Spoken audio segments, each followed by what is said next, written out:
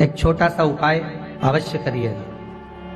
मान लो आपको लग रहा है कि आपके घर में पितृदोष है, आपको ऐसा महसूस होता है, तो किसी भी नवरात्रि के पहले जो अमावस्या पड़ती है, चावल की कटोरी में एक कपूर का टुकड़ा रख दीजिए महाराज, छोटा सा, और कपूर का टुकड़ा रखकर उस कपूर को दरवाजे के बाहर कटोरी में ही, चावल रखी हुई कटोरी में ही उसको पितरों का स्मरण कर कर जला दीजिए।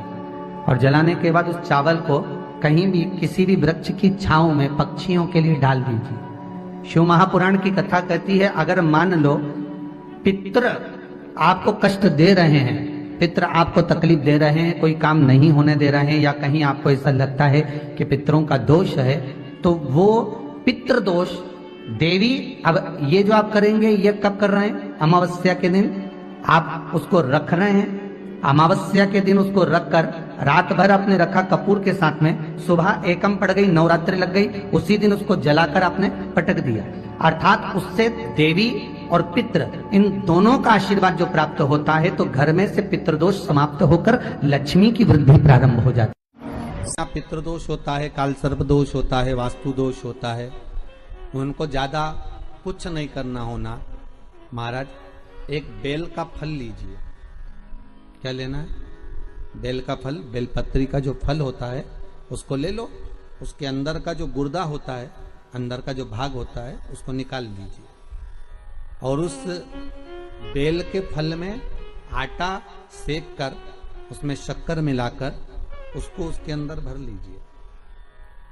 अमावस्या के दिन सुबह 10 बजे से पहले उस बेल फल में, जिसमें तुमने पंजेरी भरी है, आटा सेक कर भरा है शक्कर के साथ में, उसको अपने घर में घुमाने के बाद में जिसको काल सर्प दोष बताया है, पितृदोष बताया है, या वास्तु दोष का स्मरण बताया है, घर में सब दूर घुमाकर अपने परिवार का हाथ का स्पर्श कराकर पीपल के पेड़ के नीचे तक खड्डा खोदकर उस बेलपत्र के उस फल को दाब दीजिए, उस फल को उसमें दबा दीजिए। महाराज केवल एक अमावस्या करना रहता है, पितरों के दोष से मुक्ति मिलती है और हमारे घर के कार्य सफल होना प्रारंभ हो जाते हैं। कार्य की सफलता होती है, कार्य में सफलता प्राप्त होने लगती है। हम तो कई बार कहते हैं महाराज जी, अगर ऐसा लगे किसी औषधि को आप ले रहे हैं, मालूम पड़े कि औषधि आपको लग नहीं रही है, शिव महापुराण की कथा कर रही है, मान लो औषधि आपको नहीं लग रही, आपने औषधि बहुत दिनों से ले रहे हो, कोई दवाई, मान लो आप किसी भी दवाई को ग्रहण कर रहे हैं और वो औषधि लगी नहीं रही है, वो शरीर को लगी नहीं पा रही और आप ठीक ही नहीं हो पा रहे, 15 दिन हो गए, 8 दिन हो गए, बताओ, उतना की उतना ही कैटरीना है, उतना ही उतना अपना भरा हुआ, वही की वही लीवर, वही की वही किडनी, वही की वही स्मरण, सभी कुछ वही वही है, उतना की उतना ही। बीपी भी ऊंचा नीचा चल रहा है पर लेवल में नहीं आ रहा, शुगर भी लेवल में नहीं आ रही, तो प्रयास करा करो महाराज, बेलपत्री के फल का जो गुर्दा है, अंदर का जो भाग है फल का, उसको पानी में गला लीजिए, और प्रदोष कम से कम प्रदोष नहीं हो और बीमारी जरा दवाई लगी नहीं रही हो तो बिना प्रदोष के भी कर सकते हो, उसको पानी में गलाइए। आधा घंटा पानी में, जैसे आपको सुबह मंदिर जाना है 10 बजे, तो सुबह स्नान कर कर कम से कम 6:30-7 बजे उसको पानी में गला दीजिए, और उस बेले के फल का गुर्दा सा गला हुआ पानी शिव जी को ले जाकर समर्पित कर दीजिए। महाराज उस पानी में से थोड़ा सा 1 चम्मच पानी शिव जी पे चढ़ा हुआ लेकर आ जाइए। उस पानी को जो बीमार व्यक्ति है उसको औषधि देने से पहले मात्र आधी चम्मच से भी आधा चम्मच उसको दे दीजिए। भगवान शंकर का श्री शिवाय नमस्तुभ्यम का जाप कर कर उस पानी को देने के बाद अगर आप औषधि देंगे तो ये पक्का है कि औषधि अपना कार्य करना प्रारंभ कर देगी और वो स्वस्थ होना प्रारंभ हो जाएगी, वो स्वस्थ हो। औषधि शंकर जी के पूजन में कई लोग डरा देते हैं, शिव जी पे नारी पानी नहीं चढ़ाए, कई लोग कहते हैं शंकर जी का शिवलिंग ना छुए, नारी ऐसा नहीं करे। कौन सी पुराण में लिखा वो तो एक बार लाओ, ये कहां लिखा है कि स्त्री शंकर जी का पूजन नहीं करती? पार्वती ने क्यों करा? कोई के हनुमान जी के मंदिर नारी नहीं जाए, कौन सी पुराण में लिखा है? हम भी तो जाने, सीता जी के पास तो हनुमान जी यूं ही पहुंच गए, तो वो भी तो नारी थी। अरे बोलो तो मंदोदरी के सामने पहुंच गए, कितना पाला पड़ा है, हनुमान जी महाराज का जब लंका में प्रवेश करा था, लंकनी सामने खड़ी थी, उड़ के जा रहे थे तो बीच में सुरसा आ गई।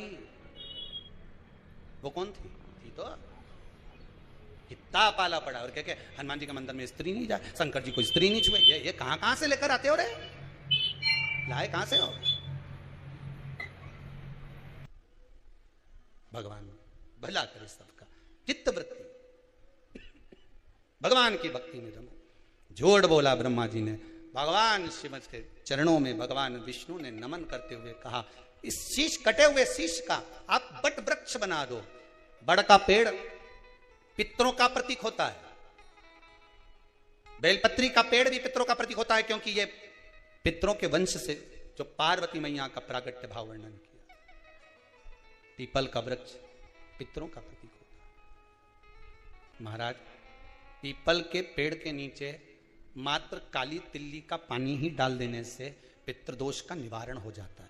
किसी लड़के की लड़की की विवाह शादी नहीं हो रहा हो, मंगल विवाह नहीं हो रहा हो, पानी के लोटे में थोड़ा सा काला तिल डालकर में पीपल के पेड़ के नीचे चढ़वा दीजिए। महाराज, पितरों की शांति होती है, घर में मंगल कार्य होता है, मंगल कार्य हो जाता है,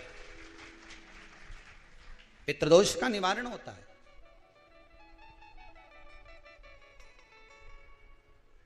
बहुत रोग घिर गया, ऐसा लग रहा है कि बहुत बड़ी बीमारी शरीर में आ गई है, वो मिट नहीं रही, बीमारी बहुत बड़ी है, नहीं जा रही। सरसों का फूल भगवान शंकर को चढ़ाना प्रारंभ कर दो। सरसों तो आप अपने घर के अंदर भी बो सकते हो, उसमें पीला फूल ही जाता है, शिव जी को चढ़ाना चालू कर दो, बीमारी समाप्त होना प्रारंभ। शिव को समर्पित किया गया एक एक भाग, एक एक भाग। महाराज, लगे ऐसा कि घर में शांति नहीं है, सुख लक्ष्मी तो है, परिवार भी छोटा है पर शांति नहीं। जब देखो जब किसी ना किसी का मुंह चलता रहे, क्रोध में बोलते रहें, शब्दों के तीर चलते रहें, शांति नहीं है। प्रयास करिए, जिस समय पर ब्राह्मण को भोजन करने के लिए बिठाएं या श्राद्ध पक्ष के अंतर्गत ब्राह्मण जब घर में भोजन ग्रहण कर रहा हो, उस समय पर थोड़ा सा कोई सुगंधित पदार्थ, इत्र आदि, पानी के मटके के पास, परिंदे के पास में, जलाशय के पास में उस इत्र को थोड़ा सा कोई रुई में रखकर छोड़ दीजिए। घर में कभी क्लेश नहीं हो सकता, शांत का माहौल हो जाए। पितृपक्ष में किया जाए, पितृपक्ष। और एक बात और अच्छे से ध्यान रखिएगा, आप ब्राह्मण को भोजन कराएं ना कराएं, आपने धूप छोड़ी ना छोड़ी वो पता नहीं, गाय को रोटी दी ना दी, स्वान को भोजन दिया ना दिया, कौवे को भोजन दिया ना दिया, चलेगा। पर जिस दिन अमावस्या के दिन, उस दिन प्रदोष काल में, प्रदोष के समय पर, प्रदोष काल में शाम के समय पर जाकर किसी भी नदी, तालाब, बावड़ी, कुआं, कहीं ना कहीं जो आपके पास में हो, वहां पर एक घी का दिया, बत्ती का मुंह दक्षिण की ओर कर कर अवश्य जला कर जाना, सारे पितृदोष समाप्त हो जाएगा, सारा पितृदोष समाप्त।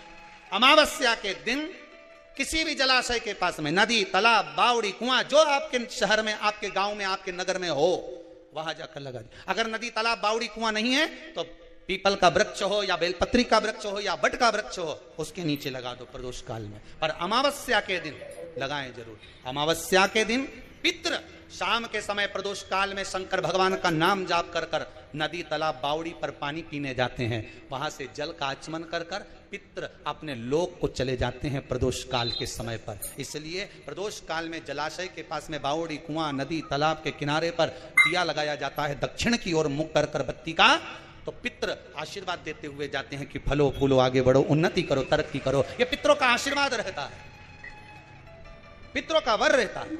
आप देंगे उसको मिलेगा, कुछ करा ना करा। फिर अमावस्या के दिन, उस दिन दिया दक्षिण की ओर बाती का मुख कर कर। महाराज, सती मैया ने एक झूठ बोला था, शिव भगवान दूर हो गए थे। असत्य से शिव दूर है, सत्य है तो शंकर पास में। सती मैया को जलकर भस्म होना पड़ा। वही सती मैया हिमालय राज के यहां मैनावती के गर्भ से पार्वती के रूप में प्रकट। मैना, धन्या, कला, ये पितरों की 3 बेटी हैं। पितृलोक छोड़कर इनको मृत्युलोक आना पड़ा,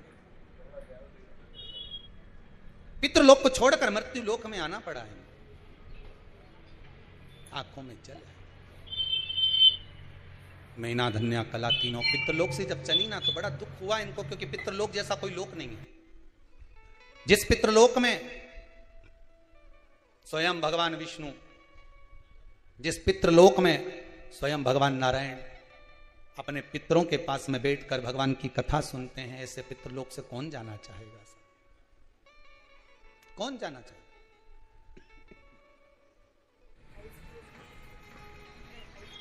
चले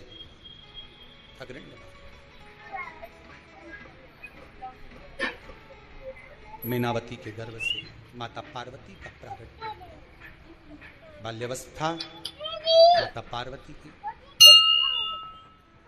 और उस बाल्यावस्था में माता पार्वती ने जो शंकर भगवान का अनुमोदन कराए, शंकर भगवान का स्तवन कराए, शंकर भगवान की भक्ति को धारण कराए, वो जीवन का सुख देंगे। अभी आपको कथा में कहा था, नाम आपका कुछ भी हो पर जहां पहुंचोगे नाम वही हो जाएगा। कथा में पहुंचे तो श्रोता, डॉक्टर के पास पहुंचे तो मरीज, बस में बैठे तो यात्री, ट्रेन में बैठे पैसेंजर, दुकान पर गए तो ग्राहक। नाम कुछ भी हो आपका, पर पहुंचने के बाद नाम चेंज हो गया, भक्ति में डूब गए तो माता पार्वती भगवान शिव को अपना बनाने के लिए तप साधना करें, तप साधना। इतना तप साधना माता पार्वती जी ने करा है, इतना तप साधना भगवान शिव को अपना बनाने के लिए थोड़ा तो प्रयास करना चाहिए।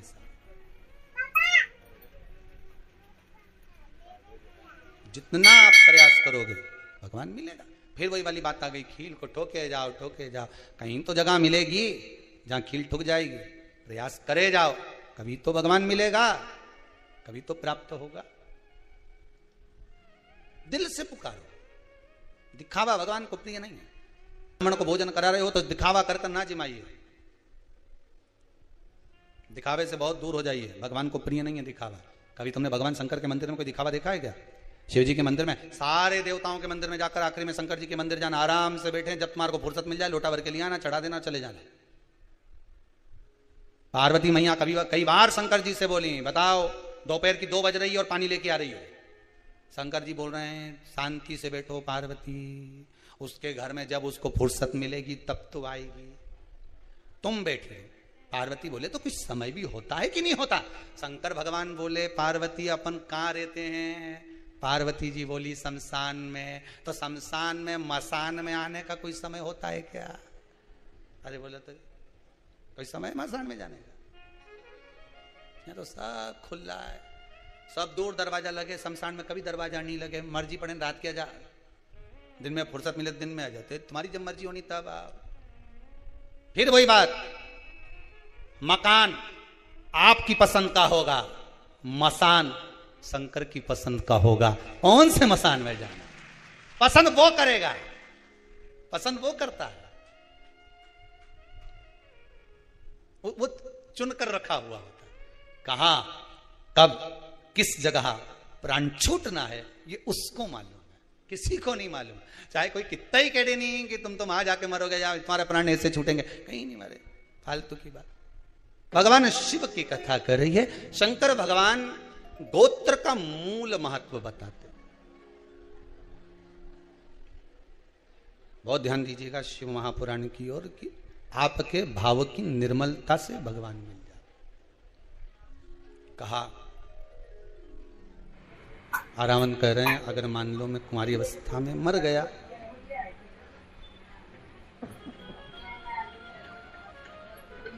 और कुंवारी अवस्था में चला गया मान लो, शिव कथा कहती है, तो फिर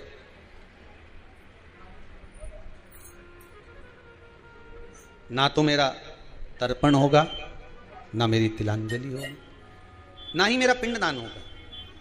फिर मोक्ष कैसे मिलेगा? मोक्ष मिलने का भी तो कोई भाव हो। कहा, और एक बात अपने भी जीवन में उतार कर रखिए। देखिए, कुंवारी अवस्था में मरने वाले जीव जो गर्भस्थ मर जाएं या कुंवारी अवस्था में चले जाएं, आप कितना भी इनके लिए दान दे लो, कितना भी आप पिंडदान कर दो, कितना भी इनके लिए आप ब्राह्मण भोज करा दो, इनका कल्याण जब तक नहीं है, जब तक घर का कोई एक व्यक्ति, दो व्यक्ति जो भी हैं घर में, वो शिव महापुराण की कथा ना सुने। और एक बात बहुत ध्यान दीजिएगा, बाबा ने तो कृपा करी है, और मेरा तो माताओं से विशेष रूप से निवेदन है, पुरुष वर्ग से तो है ही, नवयुवक बच्चों से तो है ही, गर्भस्थ दुनिया के लोग तो यहां 7 पीढ़ी की बात करते हैं कि 7 पीढ़ी में अगर कोई कुंवारी अवस्था में गया होगा तो उसको मोक्ष मिल जाएगा। यहां शिव महापुराण की कथा और उज्जैनी सांदीपनी ऋषि बाबा की वो पावन धरा पावंतिका उज्जैनी में भगवान शिव के मंदिर के उस दीवाल पर लिखा हुआ है, 71 पीढ़ी तर जाती है मात्र एक शिव महापुराण की कथा श्रवण करने वाले, करवाने वाले की 71 पीढ़ी।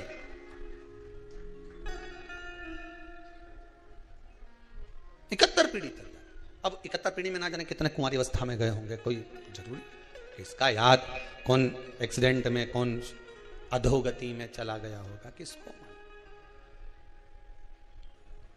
एक बात आपको कही थी, आप लोगों को स्मरण होगा, अगर मान लो आप ब्राह्मण को भोजन नहीं करा पा रहे हैं, मान लो आप गौ माता को रोटी नहीं दे पा रहे हैं, स्वान को भोजन नहीं दे पा रहे, कौवे को भोजन नहीं दे पा रहे हो, और मान लो गया ब्रह्म कपाली या कहीं पिंडदान नहीं कर पा रहे हो, तिलांजलि तर्पण नहीं कर पा रहे हो, तो एक काम जरूर करना, जल के पात्र में 2 बूंद गंगा जल डालना, और वो गंगा जल शंकर को रोज 16 दिन तक चढ़ाइए, पितृदोष समाप्त हो जाएगा।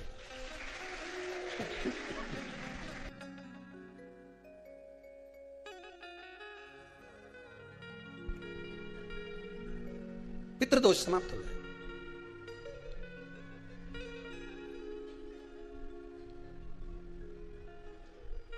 प्रतिदिन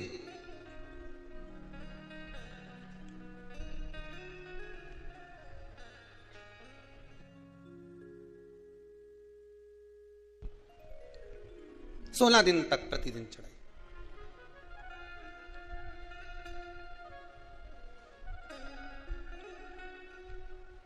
शिव महापुराण की कथा कहती है,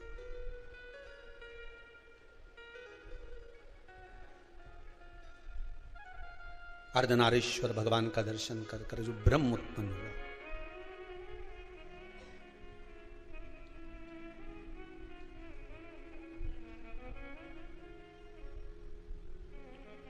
एक तारने का मौका अपने पूर्वजों को पार लगाने का मौका ये शिव महापुराण के माध्यम से मिला।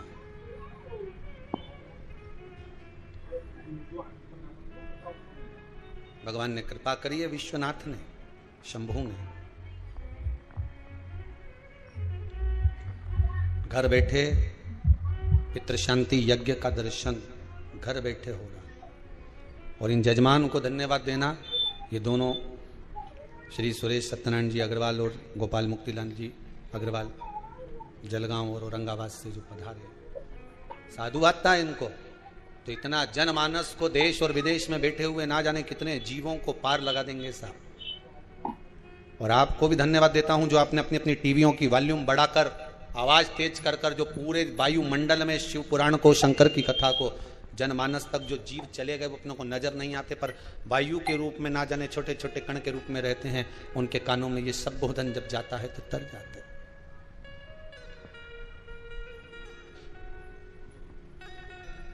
उतर जाते हैं। अब शिव महापुराण की कथा में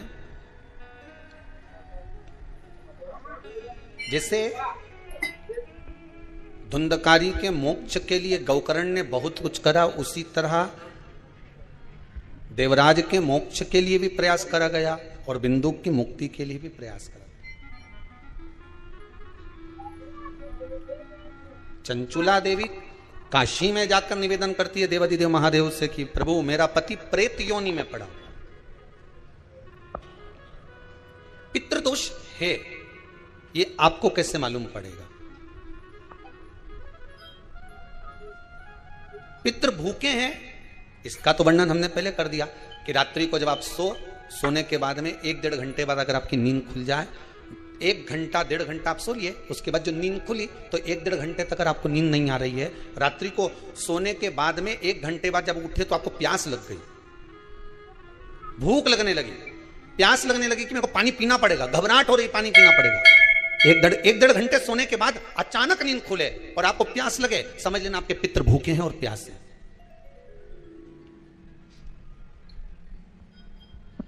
वो भूखे और प्यासे हैं, उनको जल की जरूरत है।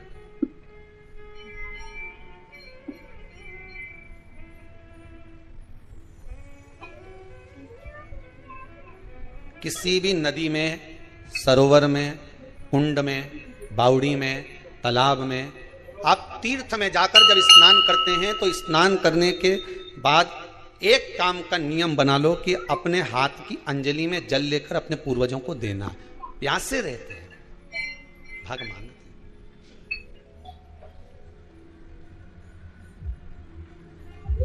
भाग प्राप्त करना।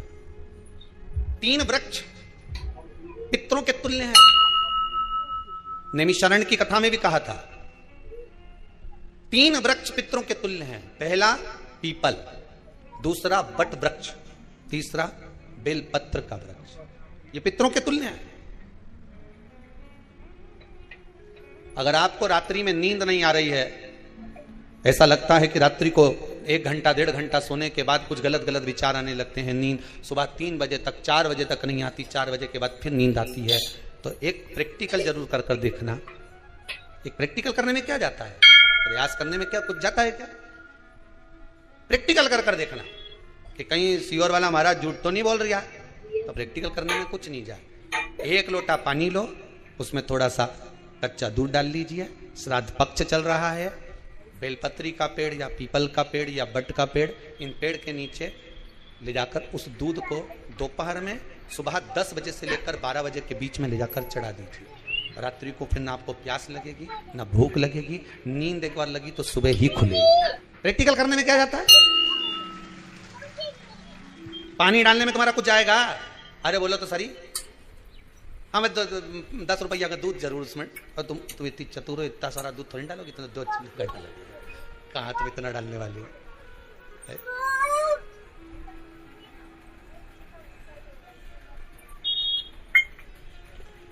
कहा बहुत चतुर लोग हो रहे संसार में हो, भले पूजन पाठ नहीं करे पर कहीं का एकदम मिलने आ जाए ना, क्या अम्मा जी है क्या पाठ कर रही है, फिर वो भी बैठ गई तुरंत, अभी तो सोई थी तुरंत। क्या पंडित जी हैं क्या, उनसे थोड़ा सा काम है, अभी माला जप रहे हैं, मालूम पड़े पंडित जी तो आराम से सेव फल खा रहे हैं। अब प्लेट सोफा के नीचे घुसे,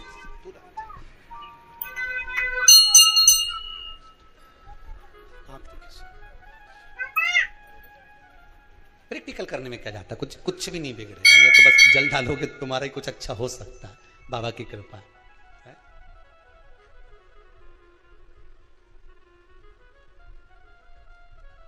3 वृक्ष पितरों के तुल्य हैं। पहला जम के बोलिए पीपल, दूसरा बट वृक्ष, तीसरा बेलपत्री का वृक्ष। 3 पीपल के वृक्ष में 52,000 ब्राह्मण एक साथ निवास करते हैं, इसलिए पितृतुल्य है। बट वृक्ष ब्रह्मा जी के मस्तक से बना, इसलिए पितृतुल्य है। और बेलपत्री का वृक्ष माता पार्वती जी के अश्रु से बना, जब आंसू गिरे थे माता जगत जननी जगदम्बा पार्वती के, उस समय पर पितृलोक में हलचल उत्पन्न हो गई थी, हमारी नातिन की आंख में आंसू कैसे आ गए। मैनावती की पुत्री है,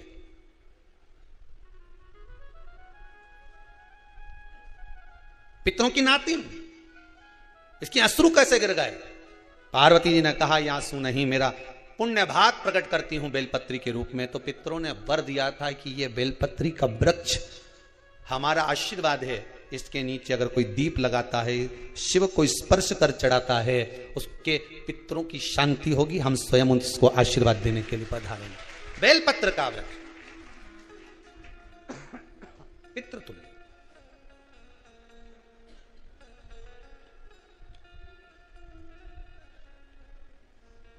तो रात्रि को अगर भूख लग रही है, प्यास लग रही है, तो पितृदोष।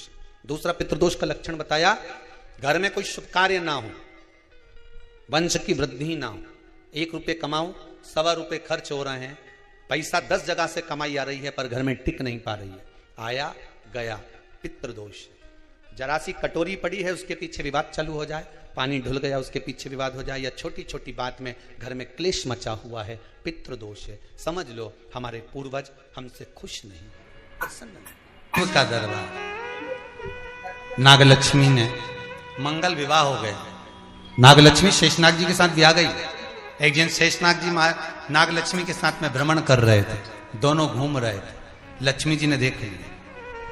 लक्ष्मी जी ने नागलक्ष्मी को देखा तो नागलक्ष्मी ने पूछा कि ये कौन है तुम्हारे साथ में? मेरे पति हैं शेषनाग। ओह ठीक। नाग नागिन का जोड़ा ही ऐसा होता है, पति जाए तो पत्नी बदला लेती है, पत्नी जाए तो पति बदला लेता है। इसलिए हिंदू धर्म की रीति है, गाड़ी के नीचे हाथ में किसी भी रूप में अगर आपसे सर्प मरा है, सर्प की हत्या हुई है, या आपने किसी के द्वारा सर्प पकड़ाकर छुड़वा भी दिया है, तो निवेदन रहता है चांदी का एक नाग नागिन छोटा सा बनाकर, छोटा सा उसको शक्कर के कलश में रखकर बांधकर शिव मंदिर में रखकर आ जाइए, उसको दे दो शिव बाबा को कि अब हमारी तरफ से हमने हाजिरी लगा दी, हमसे दुख, हमसे गलती हुई, हम क्षमा चाहते हैं। गलती मनुष्य से होती है, मानव से होती है, हो गई गलती, अब आपको साधन है। स्वप्न में अगर सांप दिख रहा है, स्वप्न में सर्प नजर आ रहा है, पान का पत्ता, तांबुल पान का पत्ता, उस पान के पत्ते पर एक लाल चंदन से सर्प बना और सर्प बनाकर उसका शिव मंदिर में स्पर्श कराकर बहते पानी में छोड़कर आ जाइए, सर्प दिखना बंद। स्वप्न में कभी नहीं दिख सकता सर्प का। घर में सर्प आ रहा है, आस्तिक मुनि का स्मरण करिए, 5 लौंग, एक नाग नागिन का जोड़ा छोटा सा, किसी भी स्थान पर ईशान कोण के अंतर्गत उसको थोड़ा सा खड्डा खोदकर 5 लौंग के साथ नाग नागिन के जोड़े को दबा दीजिए, मिट्टी डाल दीजिए। घर में जब नाग नागिन का जोड़ा आप दबाएं तब आस्तिक मुनि का नाम लेकर दबाएं, मां मनसा का नाम लेकर दबाएं, जो नागों की बहन है, उस मनसा देवी का स्मरण कर कर उसको डाल दें। आज भी हमारे यहाँ हिंदू धर्म नीति है, जब पहला कालम नए मकान का पहला कालम जब भर आता है, उसमें तांबे के कलश में नाग नागिन रखकर, कमलगट्टा रखकर, अमरबेल रखकर, थोड़ी सी सरसों रखकर उसका पूजन कर कर, पहले कालम के अंदर जो पहला कालम भराएगा, गड्ढे का पहला जो सरिया रखाता है, कालम भराता है, वास्तु पूजन के हिसाब से उसमें रखा जाता है। और वो तो वो उसके रखने के बाद भी जब मकान का मुहूर्त होता है तो वास्तु पूजन में नाग नागिन का जोड़ा रखाता है, वो भी उस मकान में कहीं ईशान के अंतर्गत उसको दबाया जाता है। उसको भी इसलिए कह देते हैं यहाँ पत्थर मत लगाना, यहाँ टाइल्स मत लगाना। पंडित जी से पूछोगे तो ब्राह्मण बता देगा, इस जगह पर टाइल्स ना लगाइए, इस जगह पर पत्थर ना लगाइए, यहाँ पर वो गोला रखा जाएगा, यहाँ पर वो नाग नागिन का जोड़ा रखाएगा वास्तु पूजन के बाद। 4 लोहे की कील, नागफणी कील, वास्तु पूजन में चारों मकान में चारों तरफ लगाई जाती है। क्यों लगाते हैं? कि कोई दोष हुआ हो, कोई जीव यहां रहता हो, सर्प का निवास हो, अगर मकान बनाने में टूट गया हो, किसी का मन दुखा हो, तो वो मन ना दुखे। क्षमा याचना, परम आभूषण है क्षमा मांग लेना, परम आभूषण। गलती करो तो क्षमा मांगने में देरी ना करो। हो गई गलती, हो क्षमा है, हम क्षमा मांगो। हे शंकर, हे शंभु, हे त्रिकालदर्शी, हे कैलाशी, हे अविनाशी, क्षमा कर दो, गलती हो गई। तेरा ही दिया मैंने खाया पिया। एक कितनी सुंदर बात कही कि आप मकान कैसा भी बना लो,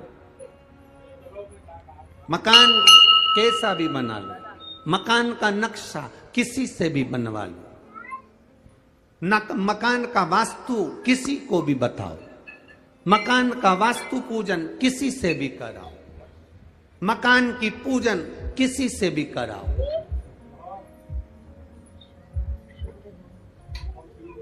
उससे मकान में कभी आनंद नहीं आएगा। मकान में बस दो चीजों का होना जरूरी है। मकान बने तब दो अच्छे मिल जाएं तो जिंदगी संवर जाती है। एक मकान बनाने वाला मिस्त्री और दूसरा घर में रहने वाली स्त्री। अगर ये सही हो गए तो मकान सही हो गया।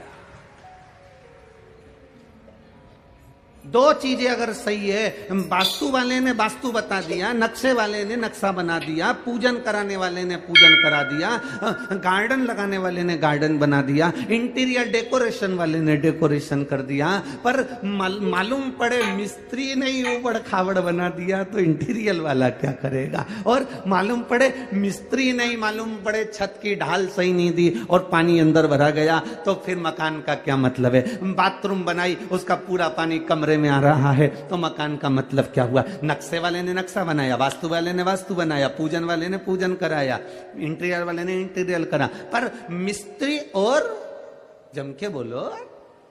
अरे छत्तीसगढ़ वाले इतने धीमे कभी नहीं बोले। मिस्त्री और स्त्री, अगर ये दो गड़बड़ हैं तो तुम्हारे मकान बनाने का किसी को भी वास्तु दिखाया, तुम कितने भी वास्तु शास्त्री को अपने घर में बुला लो, वो कह देगा यहां से सीढ़ी तोड़वाओ, यहां बनवाओ, रसोई घर इधर बनवाओ, वॉशरूम इधर बनवाओ, कितनी वास्तु बदल लो, पर दो अच्छे होना चाहिए। जम के बोलो जरा, मिस्त्री और स्त्री। मिस्त्री भी गड़बड़ निकल जाएगा, चल जाएगा, पर एक चंद्र घंटा, कुष्मांडा, स्कंदा अगर अच्छी निकल जाए तो टपरे में भी रह लेती है, और अगर चंद्र घंटा गड़बड़ निकल जाए तो टपरे भी बिकवा देती है। स्त्री और मिस्त्री,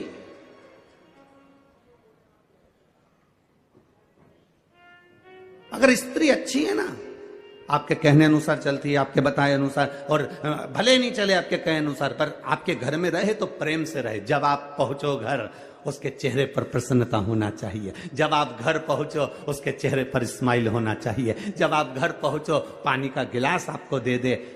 आप घर पहुंचो, बना हुआ भोजन आपको मिल जाए। आप घर पहुंचो, आपके बच्चों को संभाल रही हो, माता पिता को संभाल रही हो, आपके घर में पहुंचने का मन करे।